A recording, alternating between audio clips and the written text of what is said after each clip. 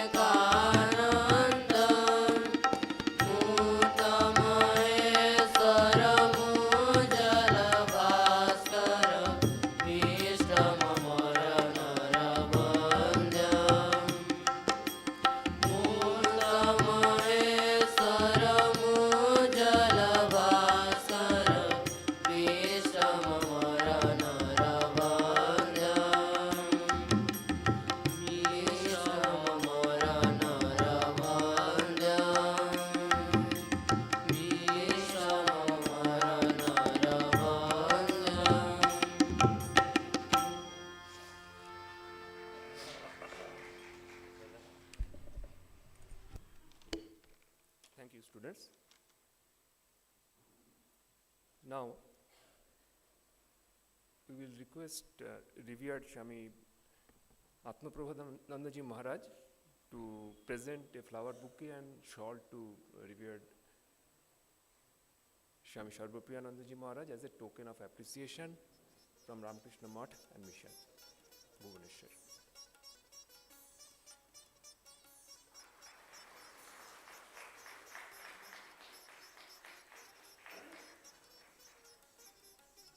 Thank you, Maharaj. Now we request revered Swami R.K.MATH Maharaj, Secretary Ramakrishna Mission, Bhubaneswar, to give the welcome address.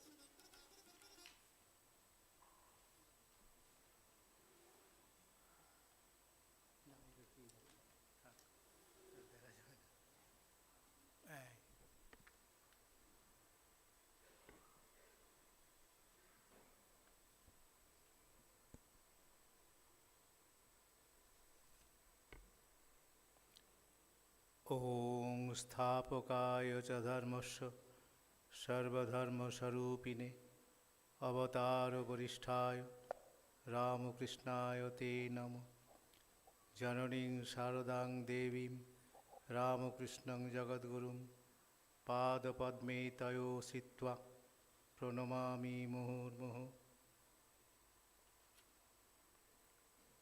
Dear monastic brothers, assembled devotees, admirers, students, and friends, I, on behalf of the inmates of this ashrama, extend a hearty welcome to all of you to this spiritual discourse to be presented by Swami SARVAPRIYANANDA Maharaj, Minister in Charge, New York Vedanta Center, United States. Perhaps you will appreciate that such programs are very rare, because whenever any prominent personality like SARVAPRIYANANDA or other monks visit our ashrama, then only this type of program is arranged. Now SARVAPRIYANANDA is on a hectic tour. He has come to India for only 1 month. So his tours reminds me of the program of Swami Ranganathananda ji. Suppose he took his breakfast in Delhi, lunch in London, and dinner in Paris. So, something like that. I heartily welcome Swami SARVAPRIYANANDA ji on behalf of all of us. I fondly remember we worked for some time together at Devghar Ramakrishna Mission Vidyapit, now a residential higher secondary school under CBSE.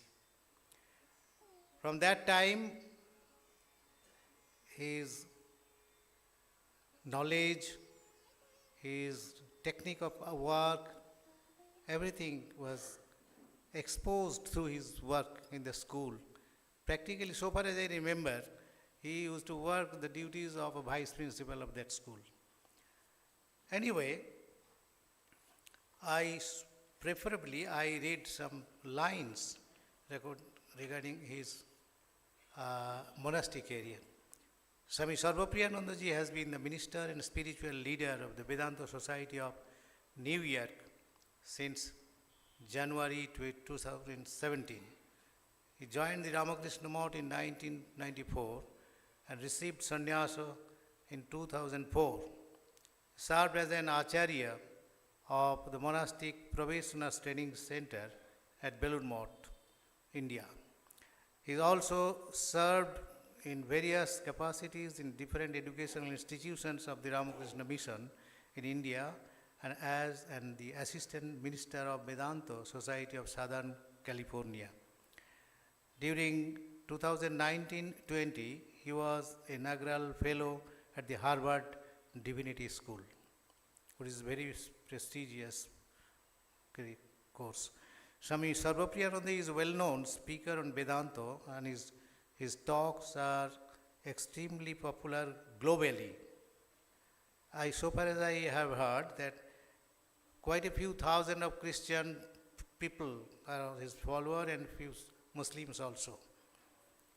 He has been speaker on various prestigious forums such as TEDx, and Google Talk, etc., etc. The Swami has engaged in a dialogue with many eminent thinkers such as Deepak Chopra, Rupert Spira, Rick Archer, David Chalmers, and Sam Harris. He has played a prominent role in organizing and participating in various interfaith panel and seminars, including speaking at the World Parliament of Religions in Toronto in 2018. Maharaj is a prolific writer and speaker. His publications include Mahavakya, The Essence of Vedanta, Fullness, and etc., etc., Vedanta and Buddhism, etc. Then Vedanta in Practice, a curative collection of question and answers sessions with the Swami on topics of practical importance. So this is in brief the biography of our Maharaj. But above all, he is a monk of our order, that is Ramakrishna Math and Mission. That is counted much. Anyway, now I come to the topic, that is our real nature. We shall hear from him. Now this question has haunted the human beings almost from the time of the human civilizations. Many thinkers and scholars have given their opinions, which later on was formed as philosophies. What is the real nature of man? You will appreciate that this topic is no way related to the topic like you believe in God or you do not believe in God, atheism or theism. No, real nature of man. In 4th century BC, Aristotle said that man is a rational and political animal. Later on, some Western thinkers said that he is a tool-making animal, or some people said that man is an economic animal. So they could not rise above this animal stature. But in our country, our sages, our seers and rishis, they said no, man is the son of immortal bliss. That is the difference between their philosophy and our philosophy. So time has rolled on.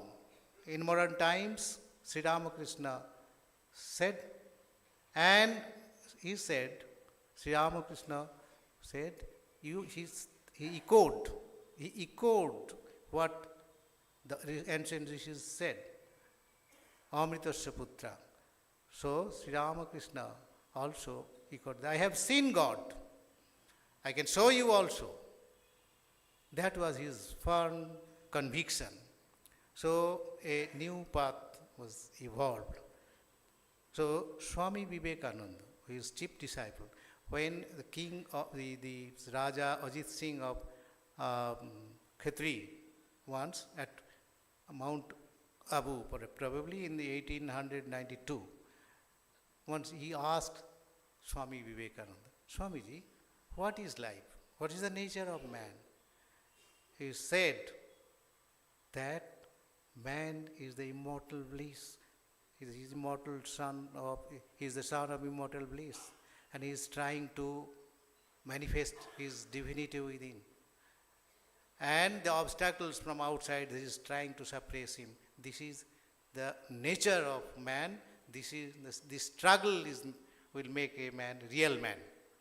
That is the entirely positive philosophy preached by Swami Vivekananda. So, today we shall hear in detail the topic the real nature of man from Swami Sarvapriyananda ji. Once again, I accord a very cordial welcome to all of you. We are thankful to you for your kind presence in this spiritual discourse. Thank you.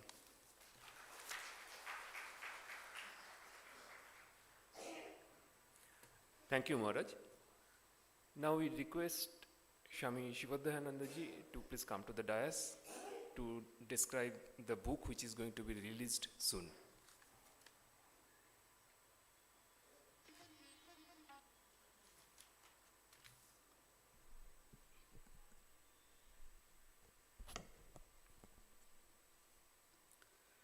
ओम नमो भगवते श्री राम कृष्णाय।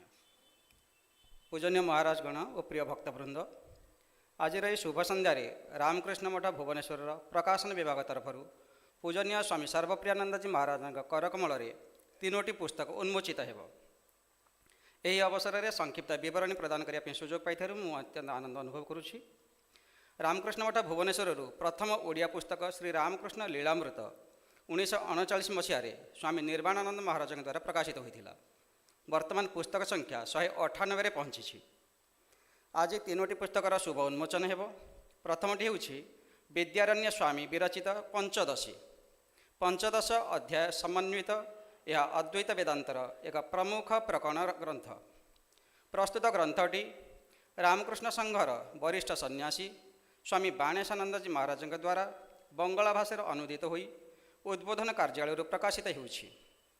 ओडिया पाठक मान पई स्वामी शिवध्यानानंद यार सावलील ओडिया अनुवाद प्रस्तुत करिसेंति। पूजनीय स्वामी सर्वप्रियानंद जी महाराज द्वारा प्रदत्त प्रस्तावना सुनारे सुगंधि भली यह पुस्तकटीर मान वृद्धि करिछि। पुस्तकटीर उन्मोचन अवसर में प्रकाशन विभाग तरफ मु पूजनीय महाराज प्रणाम और धन्यवाद जनाऊछि। स्वामी बाणेशानंद जी महाराज शिष्य शोभन आचार्य और आसिस्टांट प्रोफेसर पार्थसारथी दे आर्थिक सहायता जो 752 पृष्ठ विशिष्ट यह बृहत ग्रंथटी मात्र 150 टंकार सुलभ मूल्य पाठक मान उपलब्ध करा जाई परिछि। पुस्तक उन्मोचन अवसर में आम से अशेष धन्यवाद जनाऊँ। द्वितीय पुस्तकटी हूँ शांकर भाष्य सहित ईशावास्य उपनिषदर ओडिया अनुवाद। यह आम प्रकाशनर प्रथम शांकर भाष्य अनुवाद। शांकर भाष्यर मौलिकता को यथासंभव अक्षुण्ण रखी स्वामी शिवध्यानानंद यार ओडिया अनुवाद प्रस्तुत करिसेंति। संस्कृत कम जानथिबा वेदांत अनुरागी पाठक मानक पई यह बहु उपयोगी सिद्ध हेब। 48 पृष्ठ विशिष्ट पुस्तकटी 25 टंकार उपलब्ध अछि। तृतीय पुस्तकटी हूँ श्री शिव महिमा स्तोत्रर अन्वय और ओडिया अनुवाद। मूल पुस्तकटी पूजनीय स्वामी भूतेशानंद जी महाराज द्वारा बंगला भाषा प्रस्तुत होई उद्बोधन प्रकाशित होछि। स्वामी शिवध्यानानंद यार ओडिया अनुवाद प्रस्तुत करिसेंति। भुवनेश्वर मठरे प्रति सोमवार दिन श्री शिव महिमा स्तोत्र पाठ हुए। तेणु भक्त मानक पई एही पुस्तकटीर आवश्यकता बहु दिन अनुभूत हेउथिला। यार प्रकाशन यही अभाव को पूरण करिबारे सक्षम हेब। 64 पृष्ठ विशिष्ट पुस्तकटी 35 टंकार उपलब्ध अछि। पुस्तक गुड़िकर प्रूफ संशोधन रे स्वामी देवतानंद, स्वामी पूजानंद, श्री सुशांत कुमार नायक और श्रीमती उमा भट्टाचार्य से बहुमूल्य श्रम प्रदान करिसेंति। पुस्तक उन्मोचन अवसर में आम समस्त आंतरिक धन्यवाद जनाऊँ। भक्त मैंने यही पुस्तक गुड़िकर सदुपयोग करने को अनुरोध। हरि ओम तत्सत। श्री रामकृष्णार्पणमस्तु।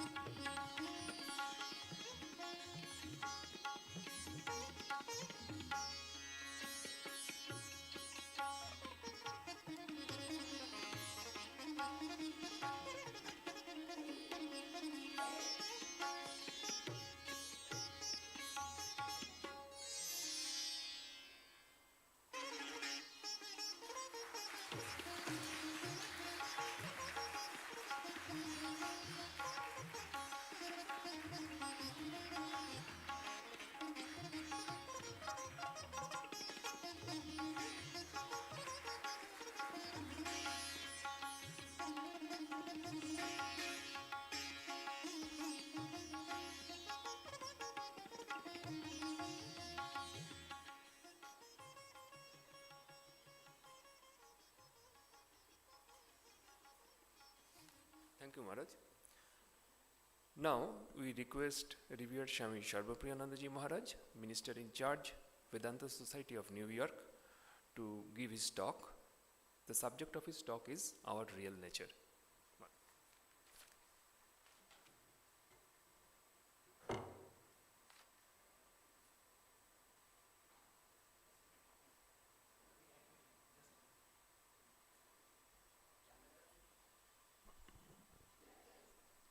ଆପଣମାନେ ଜାଣିଥିବେ ସର୍ବପ୍ରିୟାନନ୍ଦଜୀ ଭୁବନେଶ୍ୱରର ପିଲା।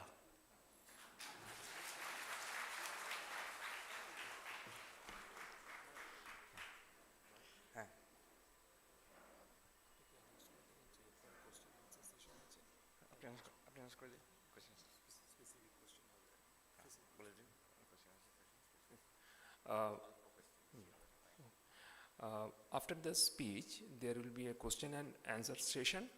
So your questions should be very specific, and we'll take around 5 questions, not more than that.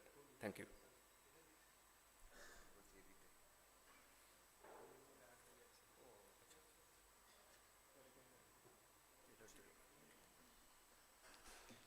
I have gained in height. Om asato ma sadgamaya tamaso ma jyotirgamaya mrityurma amritam gamaya. Om Shanti to the real. Lead us from darkness and peace, peace. Keep the mobile silent, take photographs. But now you can stop taking photographs, listen to the talk. Afterwards, during the Q&A or afterwards, you can take photographs. Agreed? Okay? So we'll concentrate on the talk. Revered Swami Atma Prabhanandaji Maharaj, Adhyaksha of Ramakrishna Math, other revered monks, dignitaries, esteemed guests, devotees, and dear friends. It's always a delight to come back to Bhubaneswar, especially to the ashrama here, the Ramakrishna Math here. As you heard, Maharaj said that I am Bhubaneswar Pila. So, it's a great joy to be back not only in Bhubaneswar, but also especially in this ashram. Now, I know there were requests for me to speak in Oriya, but we must keep in mind there are a number of people who have come from different states. So, I'll restrict myself to English, little Sanskrit, and little bit of Oriya, but I will translate, so nobody's going to miss out anything. I just said that I grew up here in Bhubaneswar, not far from the ashrama, and I used to come to the ashrama very regularly as a kid. And one more place I went to was the library here. It's a very rich, flourishing library, and that was one of my favorite places. Among the books that I borrowed from the library, which influenced me a lot, one book was Eternal Companion, the life and teachings of Swami Brahmananda, the disciple of Sri Ramakrishna, and the Swami who established this beautiful ashrama. When he established it, 1918, at that time, imagine, not 1980, 18, 18. Bhubaneswar, there was almost nothing here. It was a small train stop and the old city of the temples there. And more or less nothing else, just jungle. And in this area there was nothing. So when he established this big ashram here, he was asked, why are you making such a big ashram here? What's here? Remember at that time British Empire, Cuttack High Court was there. Puri of course was a Tirtha Kshetra. Cuttack was important, Puri was much more important. Bhubaneswar was secondary, only for the temples, nothing else. So Swami Brahmananda replied, see the great 3 points, the great value of Bhubaneswar, the significance. He said, for the future, he said, in the future, Eita Kendra Habe. This will be the center. Center of what? At that time people did not understand. But today you see, it's the capital of Orissa and a vibrant commercial capital. Imagine, the airport is right here. This place is so valuable. At that time, he had selected with what foresight, nobody knows. That's one, for the future. For the past, Swami Brahmananda, he said that this place is a very spiritual place. At one time, more than 1,500 years back, thousands of Buddhist and Jain monks, he said Buddhist monks meditated here and attained nirvana for centuries together. The things which we are now discovering, Udayagiri, Khandagiri, Ratnagiri, and Lalitagiri, and they are discovering those things now. It was a vast complex. It was a university at that time. I had gone yesterday to the new IIT Bhubaneswar, and I was so happy to see that the hostels and the academic blocks are named Ratnagiri, Udayagiri, Khandagiri. I am saying this is no coincidence. The spiritual philosophies which we talk about, books which were translated, Vedanta, Yoga, Buddhist philosophies, Jaina philosophies, they were developed by these ancient monks and philosophers who meditated, studied, and debated in those mountain hill complexes 1,500 years ago. That is the intellectual capital of Odisha, in the sense of these intellectual resources. The same power and potential is there now. I was telling them that these institutes, this IIT here, the AIMS here, and others, I'm sure it is no coincidence that today, suddenly, Bhubaneswar has become one of the major educational hubs of India. It is not new. We should not be surprised. It was so 1,500 years ago. It is so again. And this is just the beginning. The future is glorious. These institutions will become, I'm sure of it, major, great centers of learning in the centuries ahead. So one book I got there in that library was the life story and teachings of Swami Brahmananda. And that really influenced me a lot. From that time, Swami Brahmananda tanku kuhaja Raja Maharaj. Mora purvashram na thila Raja. So that's why maybe a little bit of kinship I felt. But after that I became a devotee, a bhakta of Raja Maharaj, of Swami Brahmananda. And I used to go and sit in front of his room. It's another very powerful place. Temple is a powerful place, but the room of Swami Brahmananda there, where he meditated, attained samadhi so many times. It's extremely powerful vibrations. And it was a very wise decision on part of the early heads of this ashrama to keep it sacred, to keep it cut off, so that it can be preserved and its purity can be maintained. So that's a very powerful place. I still remember as a little boy sitting here in that hall in front of Swami Brahmananda's room, and Swami Lokeshwarananda ji had come. I was, I think, in class 8 or 9 at that time, class 7 or 8. Swami Lokeshwarananda, I still remember, he was sitting there. He had a very beautiful smile, sweet smile. And he smiled and he said, Raja Maharaj is still here. Those of you who can feel his presence are lucky. You are lucky if you can feel the presence of Raja Maharaj here, Swami Brahmananda. So that was one book. Another book that influenced me was the book which was released today, Panchadashi. This book. So this is the English translation. Aji Oriya translation with commentary was released today. So that is another thing that the ashrama has to be congratulated.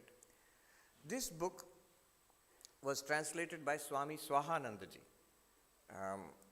who was the head of our ashrama in Delhi, and then he was the head of our ashrama for many, many years in the Vedanta Society of Southern California, in Los Angeles, in Hollywood. So this book was translated into English. And I found a copy in the library, but I was very young. I was in class 8. But somehow I liked it, and I borrowed it. I still remember. I went through almost the whole book, not the whole book, but almost the whole book. କ'ଣ ବୁଝିଛି ସେତେବେଳେ ମୁଁ ଜାଣିନି, କିନ୍ତୁ ମୋତେ ଭଲ ଲାଗିଲା ବହୁତ. ଏ କଥା ଗୁଡ଼ା ଭଲ ଲାଗୁଥିଲା. I loved this, what the book was telling me. I don't know how much I understood at that time. So today, on the occasion of the release of this book, I was thinking, maybe we will read the Panchadashi, not the whole of it, just a little bit, few verses. I will talk about this book today, just a few verses from this book. one of the great things that our acharyas discovered is that the reality of the cosmos and the reality within, the macrocosm and the microcosm, are one and the same. ଗୋଟେ କଥା ଅଛି ଓଡ଼ିଆରେ, ଯାହା ଅଛି ବ୍ରହ୍ମାଣ୍ଡେ ତାହା ଅଛି ଭାଣ୍ଡେ, ଯାହା ଭାଣ୍ଡେ ତାହା ବ୍ରହ୍ମାଣ୍ଡେ. That means whatever is there in the individual, what you can find by searching inwards, you can find the ultimate reality of the universe, which is this entire universe. The reality of that and the reality of this are one and the same reality. This was a tremendous discovery of our ancient rishis, and they put it in Mahavakyas. Tattvamasi, that you are. Aham Brahmasmi, I am Brahman. Prajnanam Brahma, consciousness itself is the ultimate reality. I am Atma Brahma, this very self is the ultimate reality, Brahman. So, if you know yourself, you will realize God. That was an amazing discovery. Self-realization is equal to God realization. That is the meaning of the Mahavakyas. Sri Ramakrishna says, Manush nije ke chinte parle, Bhagavan labh kare, Bhagavan ke paye. Swami Brahmananda did not write books. But one book he wrote was the collected teachings of Sri Ramakrishna. Sri Ramakrishna Upadesh, Sri Ramakrishna Upadesh. It's a small book. It's available here also. It's been translated into English. Odia also? No. In Odia also it's available. What is the name of the book in Odia? Sri Ramakrishna Upadesha. Worth reading because it's the choicest teachings of Sri Ramakrishna collected by his closest spiritual disciple. I am using the words advisedly. Closest spiritual disciple. Everyone will think the closest spiritual disciple of Sri Ramakrishna is Swami Vivekananda. But no. He was his chief disciple. The chief bearer of his message. Naren lok shikkhe deve. Naren will teach the world. But his dearest was Swami Brahmananda. He considered Swami Brahmananda his own spiritual son, Manasaputra. And Swami Brahmananda did not give lectures. Swami Brahmananda did not write books, except this one. And in that book, he has collected the best, the choicest teachings according to him of Sri Ramakrishna and arranged it. Ko vyakhya nahi se. No explanation. Just 1, 2, 3, 4, 5, 6 like that. And in number 1, and sentence number 1 of the first teaching, first sentence of the book is, if you know yourself, if a man knows himself, he knows God. Nijyaku chinile, Ishwar paive, Bhagavan labhava. So self-realization is God realization. Now, with that background, we will dive into Panchadashi. This book was written about 700 years ago, Vidyaranya Swami. It has 15 chapters. Each chapter in its own way encapsulates the whole of Vedanta. Recently, one Vedanta, great master of our order, great teacher of Vedanta, Swami Tattvamayanandaji, he told me, the skill of a teacher, he says, Vedanta is like an ocean. The skill of the teacher is to condense the ocean into a drop and to expand the drop into the ocean. Sagar, bindu re aane deve. Bindu to sagar bahar kar deve. That is the skill of the teacher. And in this book, every chapter, it condenses the whole of the Vedanta in a new way. And there are 15 chapters here. But we will read just a little bit from the first chapter. What are we trying to know? Our real nature. Why are we trying to know it? Because self-realization is God realization. Manusya nijako chinile, Ishwar labh karive. So we want to know who we are. And what Vidyaranya Swami does here in the first chapter is a masterful performance. I call it a performance. Why? What he does is, in only a few verses, 7 verses, he demonstrates that you are Brahman. How? Not by quoting Upanishad, not by quoting Bhagavad Gita. He demonstrates on the basis of only logic and experience. Look at your own experience, Anubhuti. And here is the chain of reasoning. Follow this chain of reasoning. You will realize you are Brahman. Then you open your Upanishad Gita, you will see what you have found, what we have found. You will see that is exactly what is called Brahma in the Upanishads, in the Bhagavad Gita. So a wonderful demonstration. Extremely analytical, extremely logical, The logic, reasoning which he has shown 700 years ago, it stands unblemished even today. Even today I can read it out in any forum in the world, in philosophy departments, to scientists. And they are amazed at the logic. They are amazed at the precision of the analysis. So this is what we will take a look at, what Vidyaranya Swami says.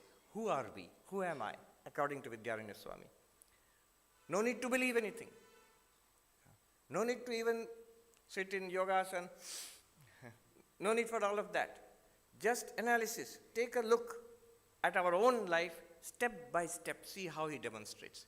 It is subtle, so one has to follow carefully. I will read only from verse number 3 to verse number 10. The main arguments are from 3 to 10. Finished. In 3 to 10, 7 verses, 8 verses more or less. The whole argument has been presented, and it's an amazing performance. Let's see. Verse number 3 from Panchadashi, chapter 1. Shabdasparshadayo vedya vaichitradyagare prithak tato vibhakta tat samvid aikya rupatna bhidyate. What does it mean? Look at our experience, he says. Which experience? Any experience. Our day-to-day experience, daily experience, quotidian experience. What happens? What do we experience? We are seeing, we are hearing, smelling, tasting, touching. We are thinking, we are imagining, we are enjoying, we are suffering. This is our daily experience. Now he says, in all our experiences, the objects of experience are different from each other. Look at the flowers here. One is a white flower, there is a green leaf, there is a red flower. They are all different from each other. Colors are different. Then sound. We heard a beautiful hymn sung by the students earlier. Now you are hearing speech. Different from each other. Various kinds of sound. And then touch. Something is cold, something is hard, something is soft. Touch. So he says, Shabdas Parshadayo Vedyaha, the objects which we know, the objects which we experience throughout our day, they are all different from each other. Vaichitriyat, they are different. And therefore, the objects are different, our experiences are also different. Seeing something is different from hearing something. Hearing something is different from touching something. Thinking is different from sensory experience. So we have a range of experiences throughout our day. He says, so what? But notice, there is something common throughout, from morning till evening, night when we fall asleep. One thing is common. One thing does not change. All of these experiences are lit up, illumined, experienced by consciousness. When we are hearing, we are conscious. When we are seeing, we are conscious. When we are tasting, we are conscious. When we are thinking, we are conscious. When we are happy, we are conscious. And when we are sad, we are conscious. And it is the same consciousness throughout the day. Objects are different. They come and go. Our experiences are different. They arise and subside. But the consciousness remains the same. Please check and see. He's inviting us. Dekhantu. Amar anubhuti bhinna prakara. Kintu sei anubhuti jo prakashare hochi, jo chaitanyare hochi, se chaitanya kintu ekarupa. Aikarupyatna bhidyate. The consciousness is of the same nature. Consciousness does not change. The objects of experience change, and therefore our experiences are different. But it's like the light is shining. Now different people come and go. Different objects are presented here. They are all illumined by the same light. The objects are changing. People are coming and going, but the light is constant and shining. That's an example. Drishtanta. So consciousness does not change. Our experiences are many, consciousness is one. The objects of experience are, what is object of experience? Rupa, rasa, shabda, sparsha. And the thoughts internally, thoughts, feelings, emotions, they keep changing. Aikarupyat na bhidyate. Silence the mobile. Yes. Tato vibhakta tat samvid. Different from the objects of experience. different from what we see, different from what we hear, different from what we touch, different from what we think also, different from what we feel also. The consciousness by itself is not different, it does not change. Ekarupyat, it is always consciousness only. At this point, someone may argue, why are you saying that consciousness does not change? Suppose consciousness changes. Suppose consciousness changes. Now I will ask the question, Vidyaranya Swami will ask the question, if consciousness changes, is that a known change or an unknown change? Are you able to know the change in consciousness? If you say, yes, I can know the change in consciousness, then it is not a change in consciousness, it is a change in some object of consciousness. Whatever is known is an object of consciousness. So, a change, if it is known, it becomes an object. Therefore, it is not in consciousness, it is in some objective entity. Do you see the logic here? If you say there is an unknown change in consciousness, that no need to say that. If the change in consciousness is not known, not knowable, why speak about it? If it is knowable, it is an object. Therefore, you cannot talk about any change in consciousness. I cannot tell you what a revolutionary insight this is. Today, consciousness studies is a hot subject across the world. What is consciousness? Gobeshana chalchi. Chaitanya, Chetana mane kono? Go to Aschi. What is the source of consciousness? So there's a great inquiry going on across the world. Consciousness studies is a hot subject. I was mentioning in IIT Bhubaneswar yesterday, one of the leading consciousness neuroscientists of the world, Christoph Koch, and one of the leading philosophers of the world, David Chalmers. David Chalmers has coined a term called hard problem of consciousness. Hard problem of consciousness is, we think, scientists, doctors, physiologists, materialists, they say brain is producing consciousness. But the question is how? How is an object producing the subject? If you actually scan the brain, if you actually observe the brain, you will never find consciousness. All you will find is tiny electrical activity in the neurons. How those tiny electrical activities, how the neurochemical activities of the brain, how is it transformed into consciousness? Nobody knows. By one count, there are 325 theories of what consciousness is in the world today. So, he has coined the term hard problem of consciousness. And in a debate in 1998-99, Christoph Koch and David Chalmers in New York University, Christoph Koch said that give us 25 years, we will prove how brain is producing consciousness. This is called promissory materialism. We brain consciousness but give us time. We will find it out. Anusandhan chalchi. The way neuroscience is progressing, in 25 years we will be able to explain how brain is producing consciousness. And David Chalmers, the philosopher, he had said that impossible, because you are making a category mistake. Your neuroscience may progress, but it will not be able to explain how brain is producing consciousness. 25 years passed. New York, 2024, somebody reminded David Chalmers and Christoph Koch, guys, 25 years has passed. Who won the bet? The challenge was there. So they had a meeting last year in 2024. And the very beginning of that debate, Christoph Koch said, we are unable to explain consciousness. Neuroscience has progressed a lot in 25 years, but we have no idea, no way of explaining consciousness as yet. So this is the thing. Consciousness is not an object.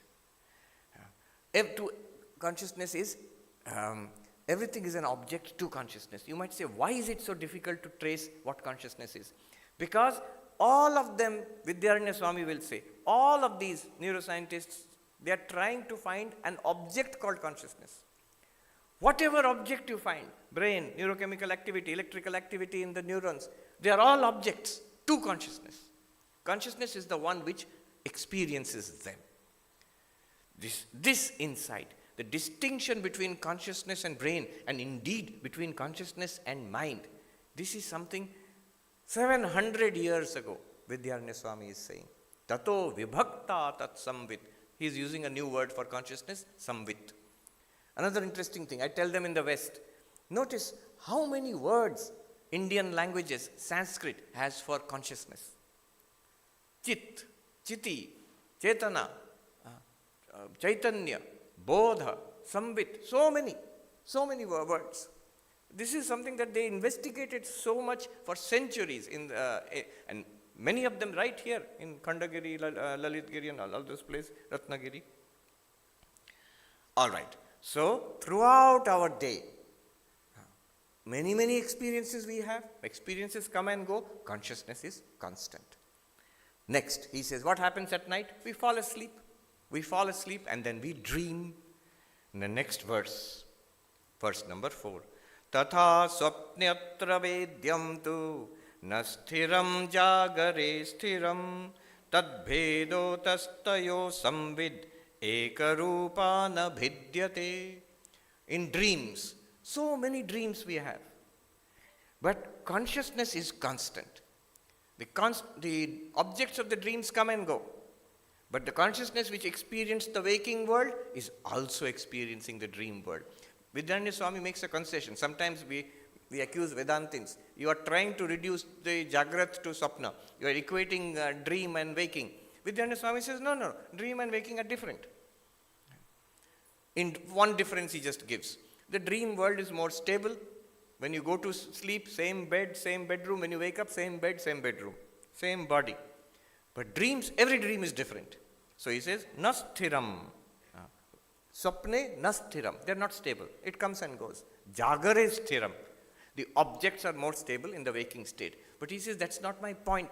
My point is the consciousness which experiences this waking world is the same consciousness which experiences the dream world, the swapna jagat. Consciousness continues. Imagine the vast difference between waking and dreaming. This is our waking world. When we fall asleep, this world disappears from us. Our body is also not, that we are lying on the bed, we don't experience. A dream world appears. And in the dream, we are experiencing an entirely different world. The body you are experiencing in the dream is a projected body in the mind. It's not the physical body lying on the bed. All that has changed, but the consciousness is constant.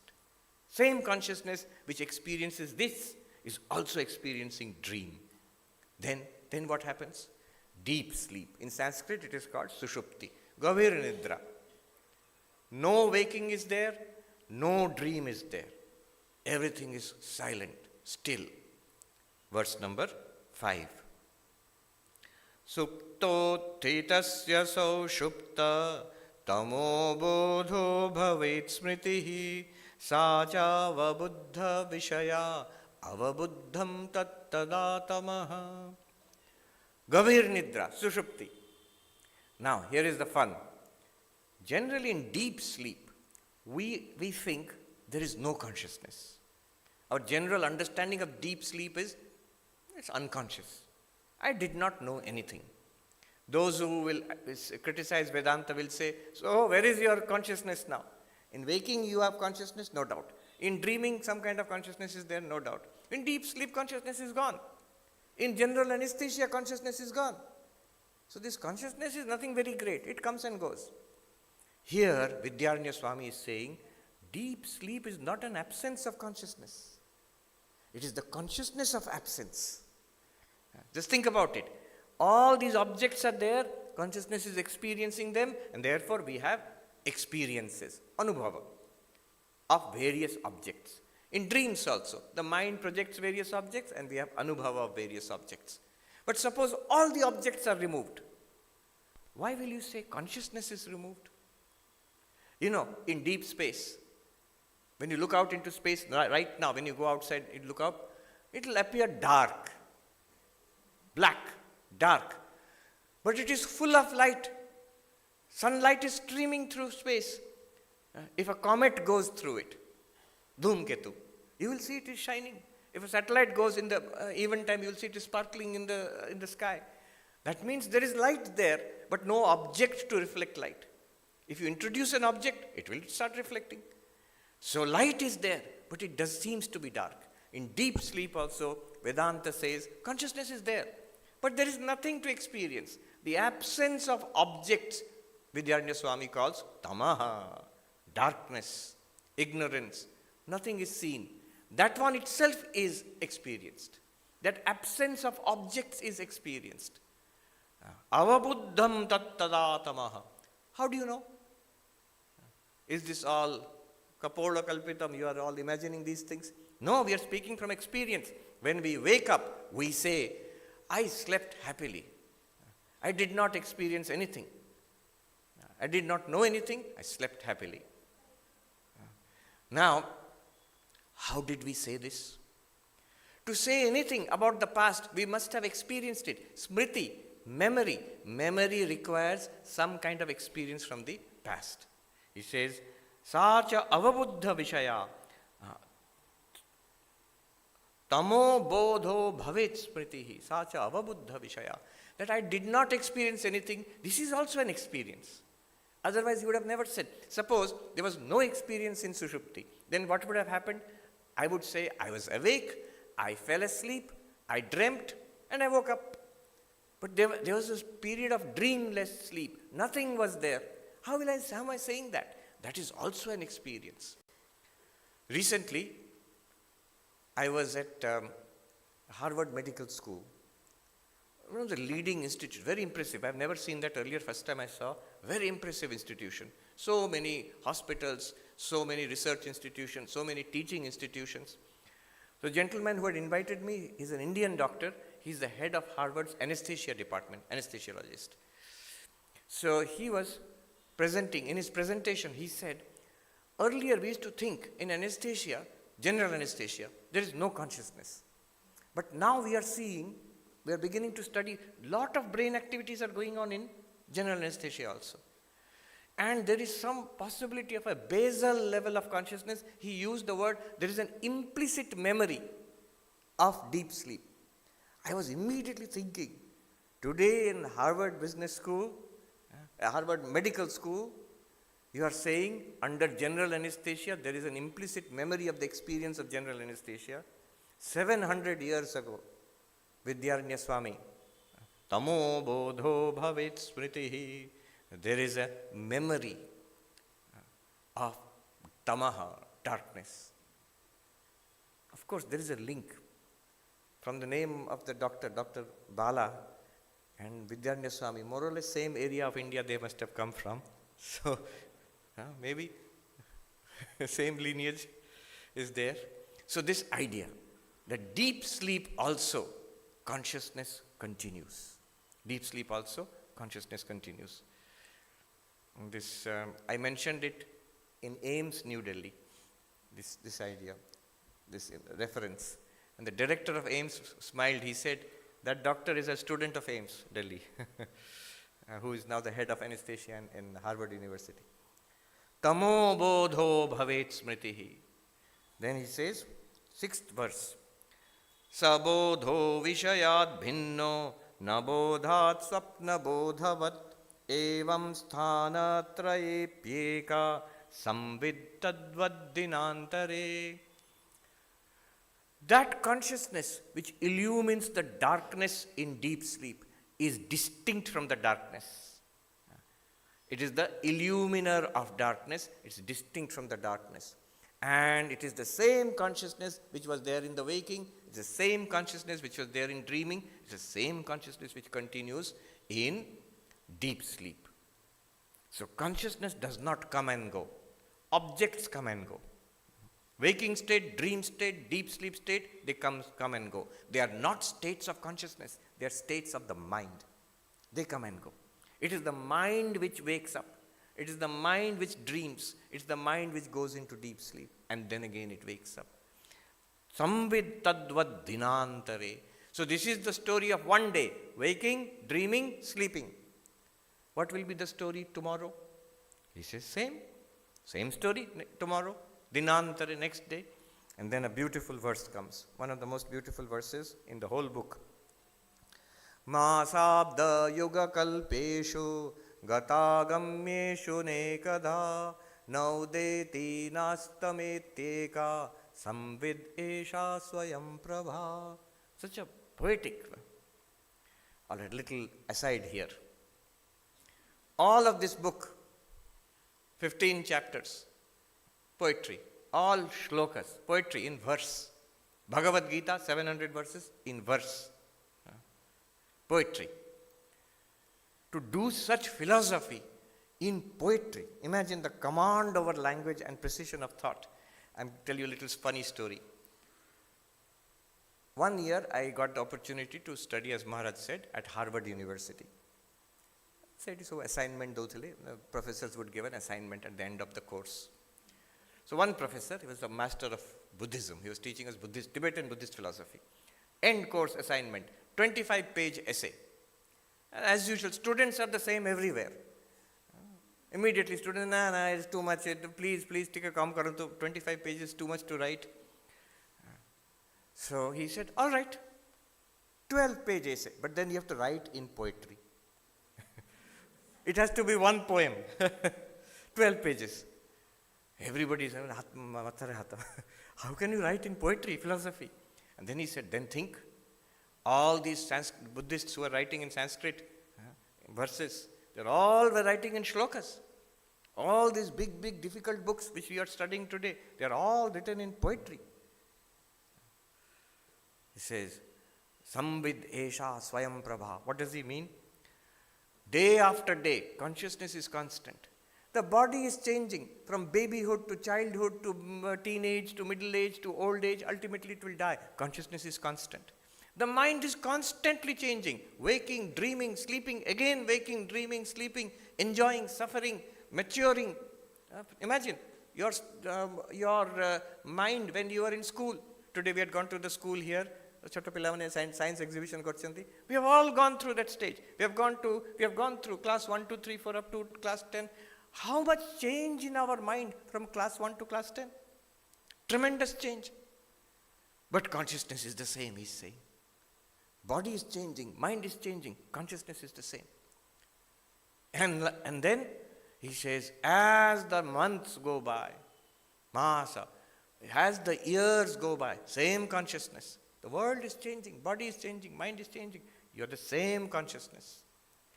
And he says, as the centuries go by, we will say, century will die. No. Body will die.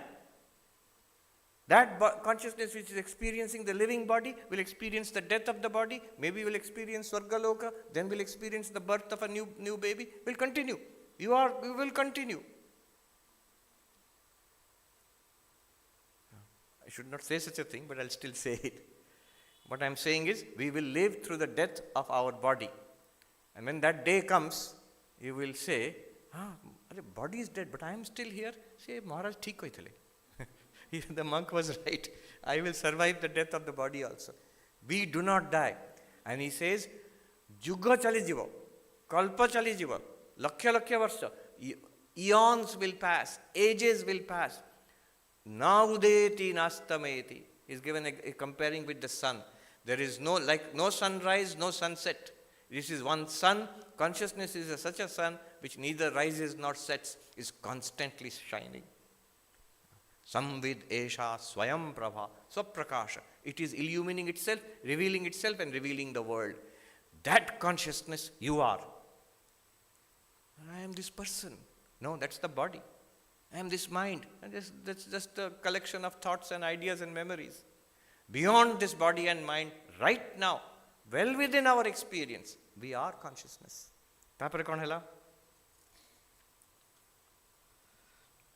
So this continuous existence of consciousness, unchanged existence of consciousness, this continuous existence in Sanskrit is called Sat.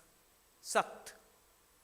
And this continuous consciousness, the consciousness itself is called Chit. So I am Sat Chit. Before this analysis, I am the body. I am this mind. I am this person, this fellow Sarvapriyananda. After this analysis, Vidyaranya Swami is saying, if you have understood it, be honest. Say, I am Samvit. Experiencing body-mind of Sarvapriyananda, but I am Samvit. I am consciousness, immortal consciousness. I neither come and go, I am not born, I do not die. Then what happens? Next. We are almost finished. 2 verses. Yam atma parananda parapremaspadam yataha mana bhuvam hi bhuyasam iti prematmanikshate. Acha. We have heard another thing, Satchidananda. So I am supposed to be Ananda also. So how is this Ananda? Here Vidyaranya Swami shows his genius. You have never heard such interesting arguments.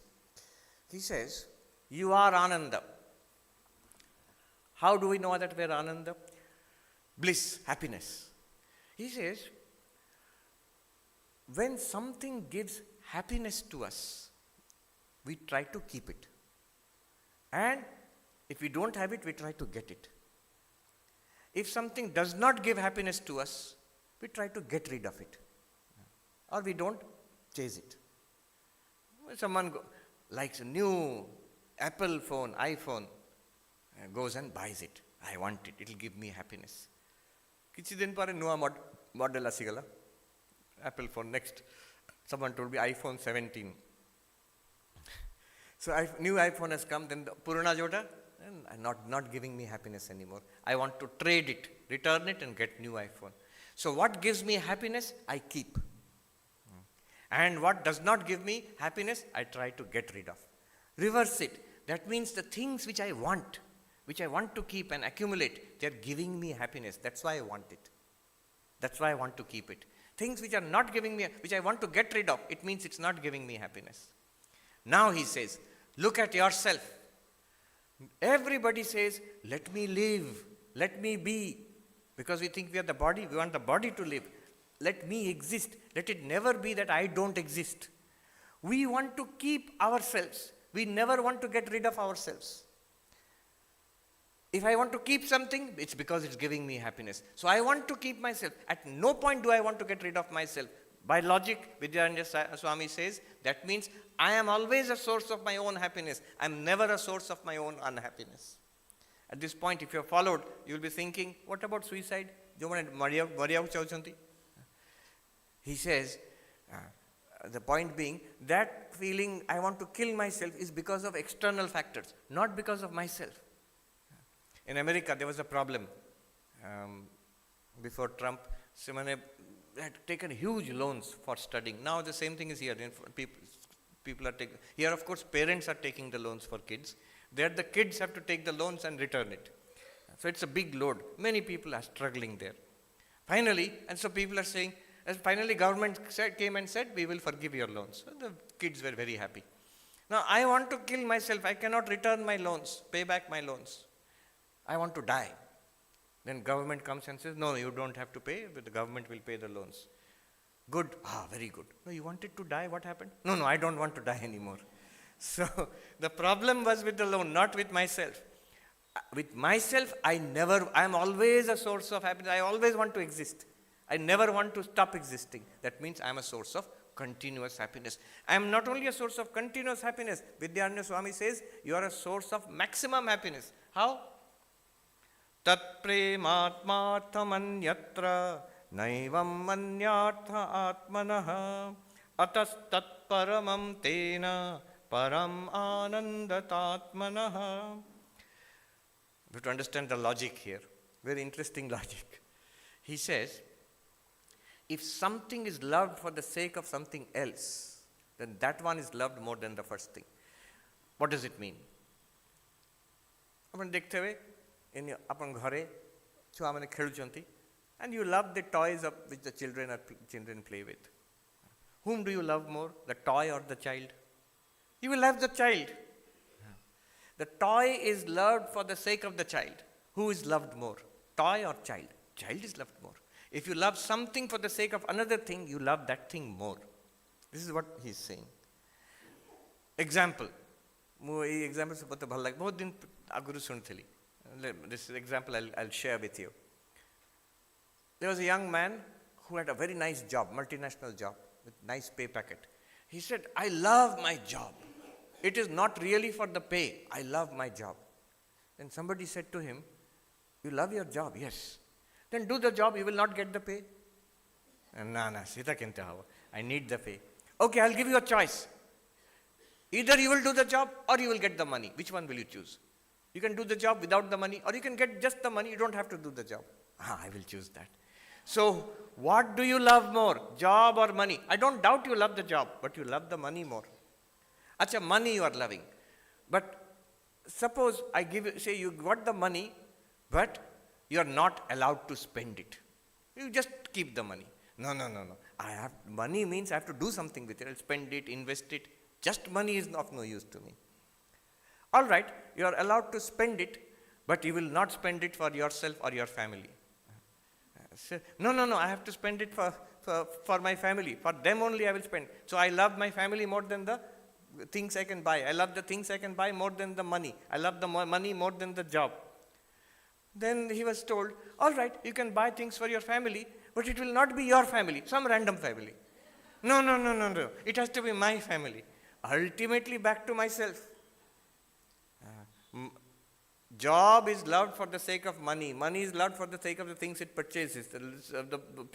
Those things are loved for the sake of the family. Family is loved for my family. So he says, what is loved for the sake of another thing, and that other thing is loved more. Ultimately, everything is loved for the sake of the self. It sounds selfish, but this Atma is not the body-mind. It's something beyond body-mind. So, everything is loved for the sake of the self. The self is not loved for the sake of anything else. Therefore, maximum love is for the self. So, but we love things which give us happiness. With maximum love is for the self means the self gives me maximum happiness. He says, Paramanandata Atmanaha. So, Atma is the source, self is the source of maximum happiness, continuous happiness. So what? Then final, 10th verse, finished. Ittam satchit parananda atma yukta tatha vidham param brahma tayor aikyam shrutyanteshu upadishyate. He says, yuktya, by logic I have showed you are consciousness. You are immortal and you are the source of highest bliss. In Sanskrit, this is called Sat Chid Ananda. I have shown by logic. He is forcing us. He said, yes, you have shown by logic. And by experience. It is strange for us because we don't think in that way. But that does not mean, even if I don't get it, that is no argument. You have to give argument to cut it down. And there is no argument possible here. The logic is tight. Once I was traveling in Europe, there was this lady in the seat next to me. She was a neuroscientist from England. And she asked me, she saw this dress, please explain your religion to me. So I explained this logic to her. Now, her answer is very interesting. Said, I am not convinced by what you said, but I can't find a flaw in your argument.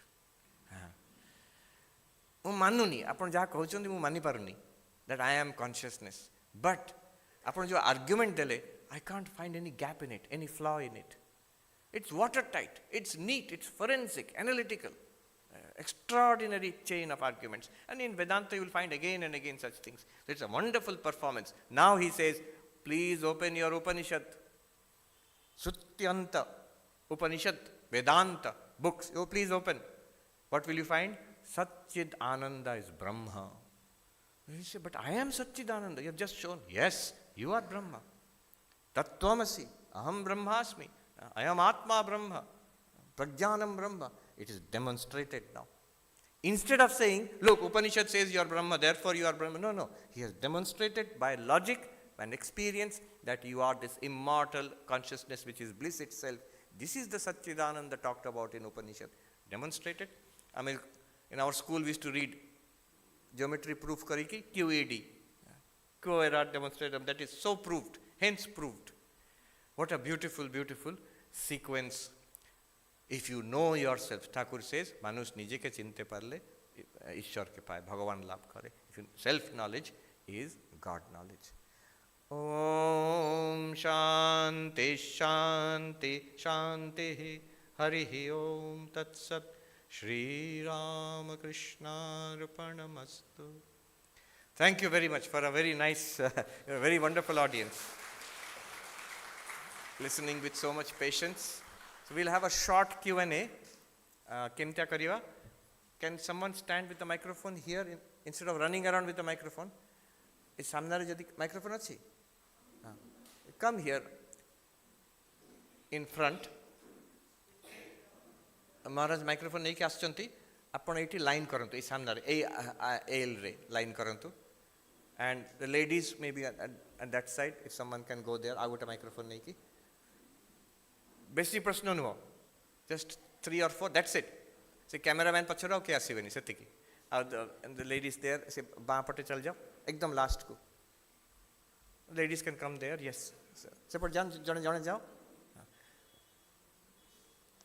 ଡରି ଡରି ଯାଉଛି। So he is there, you can see him there, you raise your hand, come there, please tell us your name and ask the question। My name is Dr. Biren Banerjee, and I have been following you for a long time.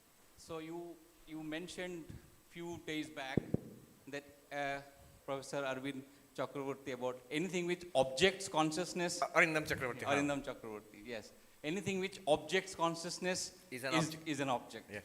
So here, if we have the experience for several lives, the experiences are coming from several generations, maybe hundreds of them.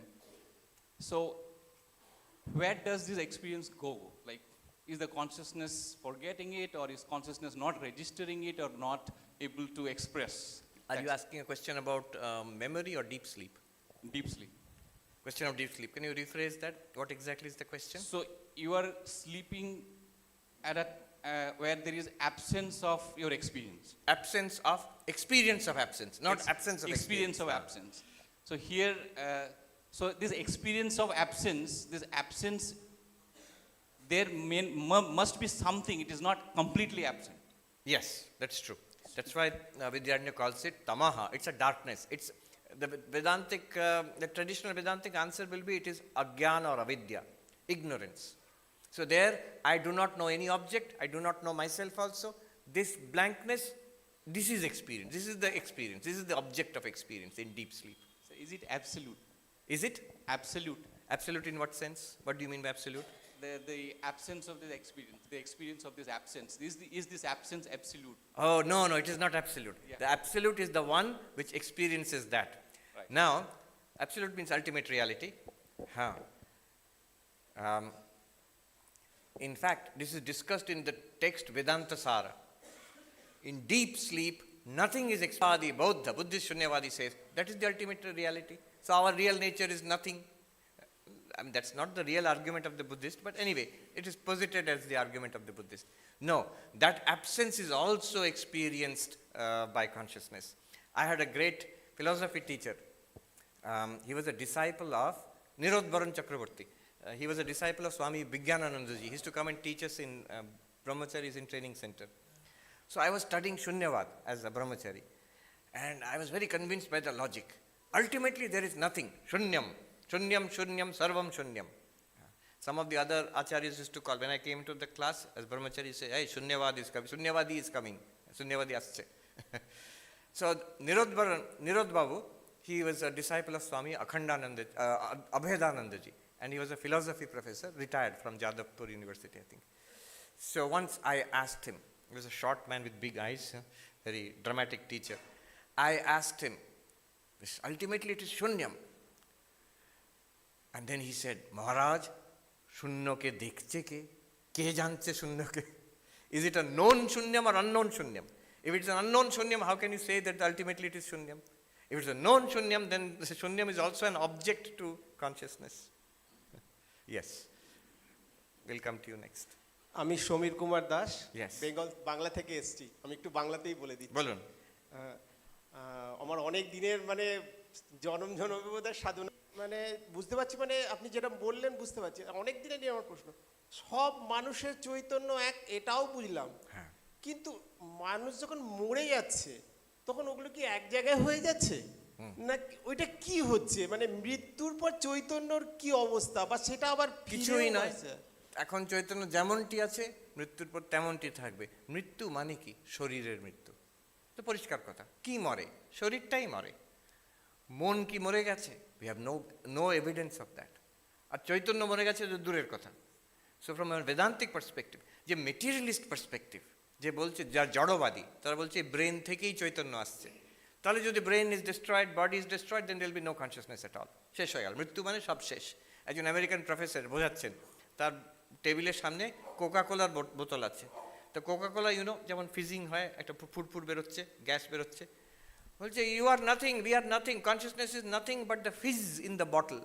কিছুক্ষণ পরে আপনি tap চিপি খুলে রাখুন, সব gas বেরিয়ে যাবে। সেরকম আমাদের শরীরে কিছুদিন পরে মরে যাবে, ব্যাস সব কনসিয়াসনেস শেষ। অবস্থা হলো সেটা আমরা বুঝতে পারছি না। তো ব্রেন কনসিয়াসনেস প্রডিউস করছে, এইটাই তো এখন আলোচ্য বিষয়। Is brain producing consciousness? This is the hard problem of consciousness. আপনি গুগল করে দেখবেন, বিরাট এই নিয়ে তর্ক বিতর্ক চলছে। ঠিক আছে, the lady there, please tell us your name and ask the question. I am Dr. Papia Sengupta, and I am blessed to have seen you here personally. আমার কোয়েশ্চেন অনেকটাই সিমিলার। আমি বলছি, what ever logic you have given, I have been following all your lectures in YouTube also.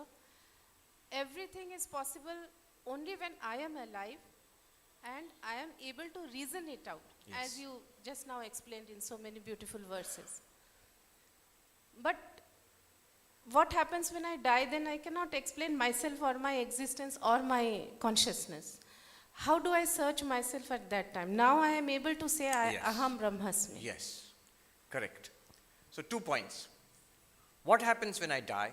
Also, all these things you are saying, all this logic, it depends on the mind. When the mind is there functioning and also functioning properly, an immature child's mind cannot grasp it. An animal's mind cannot grasp it. It's only when the mind is inhabiting a human body with a human brain and nervous system that's developed enough to do all this. Okay, good. So 2 questions. One is a body question, one is a mind question. What happens when we die? The body dies. Not only Vedanta, Nyaya, Vaisheshika, Sankhya, Yoga, Mimamsa, Buddhist, Jaina, Sikh, Christian, Muslim, all religions in the world have one thing in common. Death of the body is not your death. If death of the body is your death, then it's no religion at all. Religion is not possible. Religion is possible, any religion is possible, that something survives death. The particular format, the paradigm is different in different religions. But survival beyond death, a post-mortem survival, it's common to all religions. So death is death of the body. It is no big deal. We are masters at dying. We have died, if Vedanta is true, we have died many times in the past. We are experts. So nothing will happen to us at death. We will leave this body and go on. As Sri Krishna says, it is like changing clothes. Old clothes, discard, put on new clothes. Like that. Not as easy as that, but anyway. That's one. Second, the mind. You're saying, but you're awake now.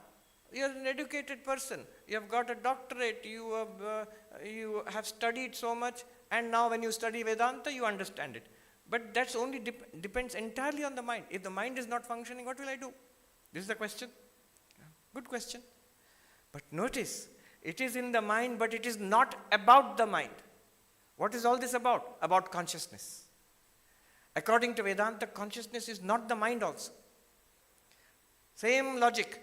Anything that you experience is an object. Do you experience your own mind? Of course. I experience the thoughts in the mind. Therefore, even the absence of the mind, suppose mind is not there, that state is also experienced by consciousness. That's called deep sleep. And that same question which Professor Nirodharan Chakravarti asked, Shunno ke ke dakhe? Who experiences? Suppose nothing is there. That nothing is also experienced by consciousness. So consciousness is independent of the mind. Yes, you need the mind to do this vichara. That's why it is said human birth. Shankaracharya says human birth, a desire for mukti, the presence of the Guru, Sadguru, the presence of a great teacher, spiritual teacher, and the desire for moksha and a human birth, these are most valuable. That's why we have this capacity now. But remember, suppose you don't have the capacity. People ask me, what about people who have got coma? What about people who have got autism or Parkinson's and Alzheimer's? What about them? I was just telling you a simple thing. I don't know if it's good to say it or not. I saw one interesting thing about Switzerland. I visited a few times. One of the wealthiest countries in the world. Beautiful, stunningly beautiful country. And it's also fast becoming an old age home. One person who volunteers, who takes care of, he's himself 60 plus, but he takes care of older people. He says, Maharaj, you know, in this country, because we don't have people to take care of the elderly, not enough people are there, all very rich, super rich people. In the evening, we leave, we lock the doors of their houses. They cannot get out of the house. This is the condition. So, body, old age, I cannot do any Vedanta. So your question is, we are all dependent on the mind. Yes, Vedanta or any sadhana is dependent on the mind. But the Atman, let the body have Parkinson's, let there be Alzheimer's or coma, whatever it is. Atman is perfect. Consciousness is always the same. It will reveal the problems in the body-mind, but as consciousness, you are perfectly all right. So this is the claim of and you are not the mind. See, why we feel anxious about it, we identify very closely with the mind. Therefore, it's, I am doing Vedanta, which is that I mind. The Vedanta which is done in the mind, it points to you, the consciousness, which is beyond the mind. You are beyond the mind, you are not the mind. This is the point. Yes. Yeah. Swami Abhedanji's book, as Maharaj pointed out, one of the most popular books, Life Beyond Death. It's everywhere. Even today, more than 100 years later, it's one of the bestsellers. Everybody is curious what happens life beyond death. Pranam Swamiji, my name is Satyajit. My question was on Brahman and the hard problem of matter, not consciousness, Yes. but matter. So in physics, there is this principle called the conservation principle of energy and energy mass. That energy cannot be created, it only transmutes into different forms and so on and so forth. So are they basically hinting at Brahman? Are they? Is modern physics basically hinting at Brahman? Ending in Brahman. Hinting at Brahman. Hinting at Brahman. I think so. I think so. They will not agree, but when you look at what Sir Roger Penrose is saying, what the Nobel Prizes are being awarded for, this non-locality, the incommensurability of general relativity with quantum theory, the very vast and the very small. It's like we have got two physics now, and they don't match mathematically. So how to solve that mystery? Someone like Sir Roger Penrose is saying, I don't understand matter. I don't want to. He says, I am uncomfortable being called a materialist because you see, I don't understand matter. And he says, the hard problem of consciousness and this problem in physics, according to him, they are linked. I was thinking from a Vedantic perspective, hard problem of consciousness, tvam, you, that's our nature. Hard problem, the problem in physics about quantum theory and general relativity, that is the nature of this universe, tat, that. And if the two are the same problem, tattvamasi, we are seeing the same thing all over again on a grand scale. That's why I like Swami Vivekananda's, that the questions were ancient questions, but we must ask it again in our time. It's not that they did not find the answers. The answers are there. In Upanishads, 700 years ago in Panchadasha, answers are there. Same answer. But we must find he says the answers gather strength as the centuries roll down. So what he did, what the Upanishads have found out, you are Satchidananda. What Vidyaranya Swami, 700 years ago, he provided this wonderful logic, philosophy. Today we can provide neuroscience, quantum theory, and make that answer rich. New dimensions, AI, new dimensions will open up. These questions were not asked in ancient times. These new ways of understanding the same truth.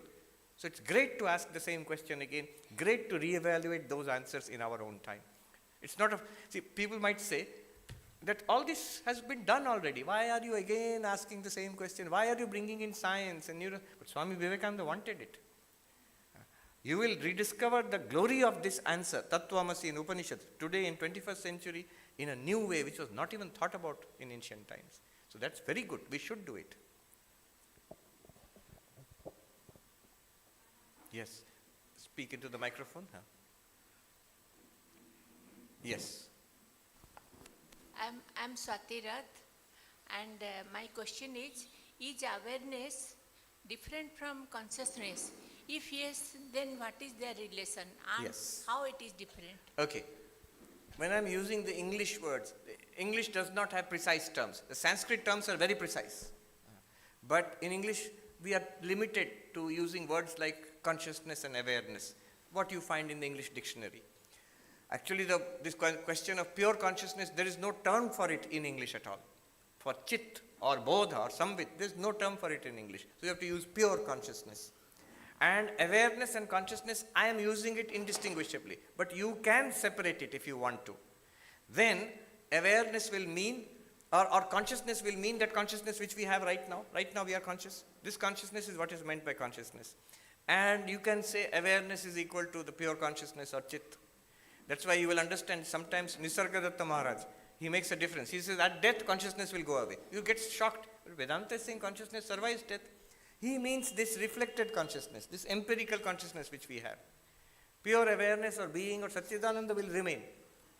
So we can make a difference, but the English words awareness and consciousness are imprecise, ambiguous. So you have to be careful how we use them. You can use in this way.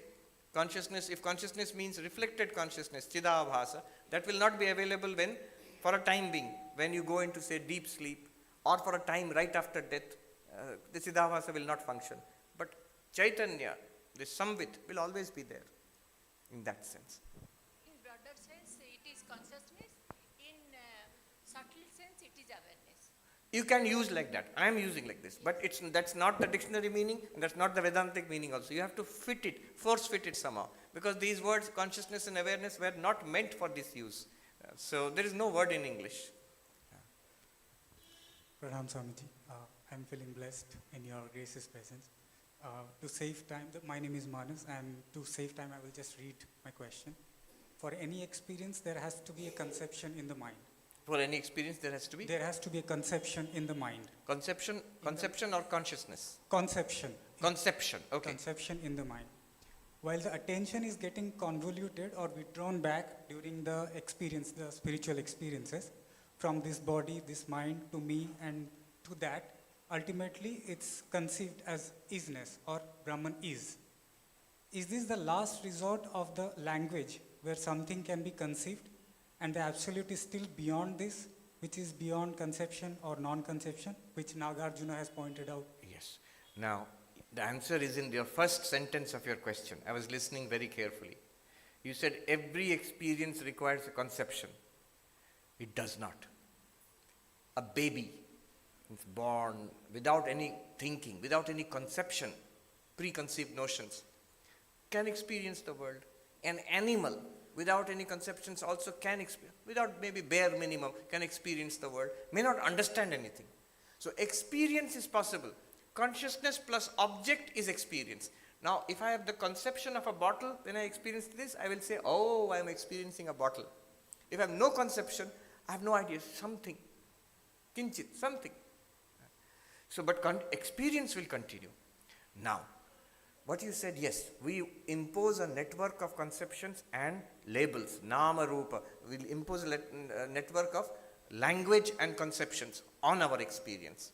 And then we use the language and conceptions to analyze, like we did this analysis. As you said, the last resort of language, that isness, awareness, that's also language. You're right, that's also conception. But it points to something existing and shining. Even if you drop those conceptions, and you have to drop at some point, then remain as the reality. Wittgenstein, who was a great philosopher of the 20th century, in Cambridge University, once while teaching, chalk, he's writing with a chalk, and he holds it up. He asks a student, same question which you're asking. He asks a student, what is this? He said, sir, professor, it's a chalk. So he threw it at the student, and he said, chalk is a word. That one which hit you, is it a word? So we confuse our words and concepts with the reality itself. At one point, the words and conceptions, they have to be used, but they have to be dropped. And the reality alone remains. They are beyond language. Yeah, you're right. Last, and then one gentleman here, that we'll end with this, yes. Pranam Swamiji. My name is Satyavrat Das. I'm impressed by your range of knowledge. I'm a close follower of yours. But today's question doesn't relate to Vedanta. It relates to our existence. I think each of us here, who is a thinking and responsible citizen, is bothered by the situation in the world. From home to the international front, you find only violence and absence of peace. So, on this background, I expect a thoughtful answer from you. What is the secret of happiness? Yes. The situation in the world, the answer to this is twofold. One is, it's nothing extraordinary. Those who have lived for a long time, like sir, you have seen life. So, last 20-25 years, more or less, a little bit of peaceful existence was there. That's also not true. Now, because we have Ukraine war, Gaza war and all that, we think that something terrible is going on. A lot of other things are going on in the world. But if you go back 30-40 years, Vietnam war was there. Before that, Korean war, Arab-Israeli wars are continuing. Before that, Second World War. The senior most member in our Vedanta Society in New York, Bill Conrad, he's 102 years old. He used to fly bombers in Second World War. If you tell him, oh, terrible war is going on, he will laugh. He says, this is nothing compared to Second World War. So we have seen all that. So that's one answer.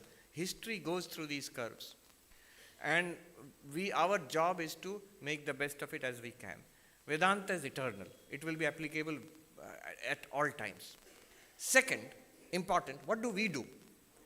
As Vedantins, as spiritual people, we must, in this time of crisis, we must take a stand on what we believe.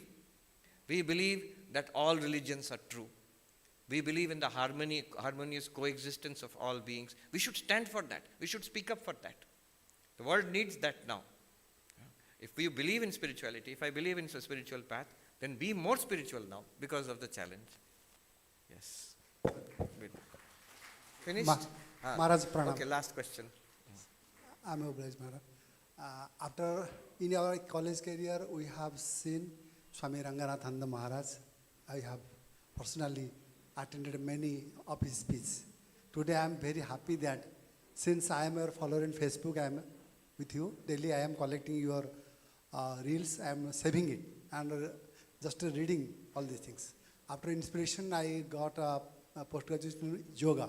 But one doubt, my doubt is, as per a psychologist, there is conscious, there is subconscious, there is unconscious. Shankaracharya has told about Mano Buddhi Chitta Ahankar. And Vedanta, you have placed today conscious. So what is the relationship between the psychologist, Shankaracharya, and the Vedanta consciousness? Yes. You have doubt, Very actual good, doubt. good question. To understand the mind, you have to bring in another thing, yoga, Patanjali yoga. There you have to see the vasanas, the storehouse of impressions. That corresponds a lot with the subconscious or the unconscious of psychologists. According to Advaita Vedanta, consciousness is understood at two levels. One is the reflected consciousness, which is the conscious mind, where ego reflects the consciousness and we feel consciousness right now, all of us feel. This is the reflected consciousness. But one is the Paramarthika consciousness, which alone is appearing in this world as the conscious mind, as the unconscious mind, as the vasanas, as body, as the entire world, as Vidyaranya Swami was saying right now. So there are two levels to understanding consciousness. To map it with modern psychology, you have to bring in yoga and also Vedanta. Yeah. And But now we must. Your email, please, kindly. Your email. You have come because we have equipped many doubts. ठीक है. So we will wrap it up. We have run out of time. We have to stop now. Thank you. Thank you.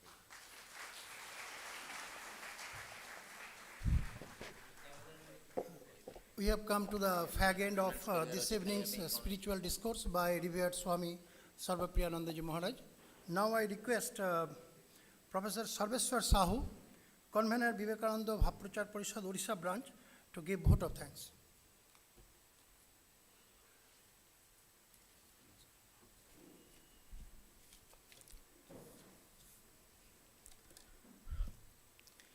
परम पूजनीय Bhubaneswar Ramakrishna Math mission अध्यक्ष Srimad Swami Atmaprabhananda ji Maharaj, Vedanta society of New York Minister in charge and spiritual leader, Srimad Swami Sarvapriyananda Ji Maharaj, Ramakrishna Math Mission बरेण्य सन्यासी वृंद, उपस्थित ठाकुर माँ एवं स्वामीजी चरणाश्रित भक्तवृंद, आज आम मान निश्चित भाव में गोटे स्मरणीय दिवस एइथिपाई जे 1893 सेप्टेम्बर 11 रे चिकागोर कोलंबस हॉल रे जेभली स्वामी विवेकानंद मनीषर स्वरूप उपरे आलोकपात होता एवं पाश्चात्य देश पूरा नीरव भाव में ग्रहण करने आज से भली मत मन हो मनीषर जो यथार्थ स्वरूप तुम्हें कॉन्शसनेस, तुम्हें देह नुहे, तुम्हें आत्मा, तुम्हें जड़ नुहे, तुम्हें देह नुहे, ये सब उपरे जमती पाश्चात्यवासी स्वामी विवेकानंद मुहर शुणी 1893 आज आमे भुवनेश्वरवासी से भली स्वामी सर्वप्रियानंद ठारू आज आमे जो सुपर कॉन्शसनेस आनंद स्वरूप चिदानंद ए संपर्क में शुणी आमे अत्यंत विमोहित होइछु एवं सेथिपाई आमे अत्यंत गर्वित एवं धन्य। तेणु समस्त भक्त मंडली तरफरु एवं रामकृष्ण मठ मिशन भुवनेश्वर तरफरु महाराज को धन्यवाद अर्पण करिया संगे संगे मोर भक्तिपूत प्रणाम निवेदन करुछि। आज पुस्तक उन्मोचन अवसर रे पूजनीय श्रीमद स्वामी शिवध्यानानंद जी पुस्तक संपर्क में सविशेष तथ्य आम मान गहन रे प्रकाशित करिथवा हेतु महाराज को मोर भक्तिपूत प्रणाम जनाउछि। आउ ब्रह्मानंद छात्रावासर पिला माने आज जो प्रारंभिक संगीत गान करी एक भावमय परिवेश ए हॉल रे सृष्टि करथिले सेथिपाई ठाकुर निकट प्रार्थना करुछि प्रभु सेमानकर चलापथ आहुरी कुसुमित करंतु एवं सेमाने आहुरी आगु बढ़ंतु। आमे जानिछे भक्त भगवान भागवत एक, तेणु आज परम पूजनीय श्रीमद स्वामी आत्मप्रभानंद जी जो भक्त मानकु एकाठी करई आम मानकु सबकॉन्शियसनेस वेदांत प्रचार वेदांतर बाणी शुणाई आमको जो विभु कृपा लाभ करिबारे सहायक होइछन्दी से हेतु मु भक्त मंडली तरफरु आउ आम मठ मिशन तरफरु एवं अन्य ओडिशार विभिन्न प्रांतर आसीथिबा भक्त मंडली तरफरु कृतज्ञता ज्ञापन करुछि।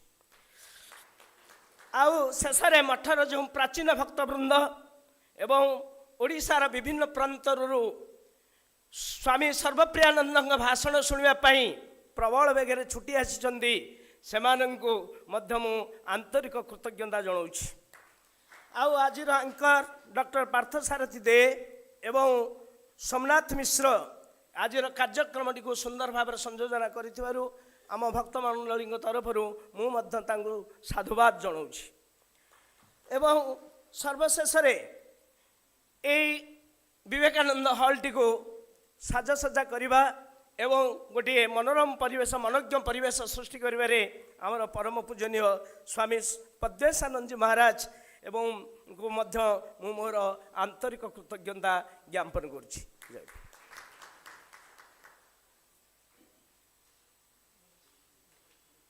One announcement, please. There's an arrangement for Prasad Sevan. So all the devotees are hereby requested to please stand in the queue. And Mr. Dhol would like to say something? And tomorrow also we invite you all to this auditorium, because tomorrow's program is Vedanta in our day-to-day life by Revered Swami Sarvapriyananda Ji Maharaj. So please do come and do attend. Thank you all, and please avail yourselves of this Prasad Sevan. Thank you very much. Hello समस्त प्रसाद व्यवस्था होती दयाकोरी आपण मैंने बिना प्रसाद रे कहीं दिवे ना सामना पटे लेडीज आ पछपटे आमर जेंट्स तेणु समस्त अनुरोध आपण प्रसाद पाई जीवे आपण सामना पटे लेडीज आ पछपटे जेंट्स निश्चित भाव समस्ते प्रसाद पाई जातु लाइन रे आपण प्रसाद पाइबे।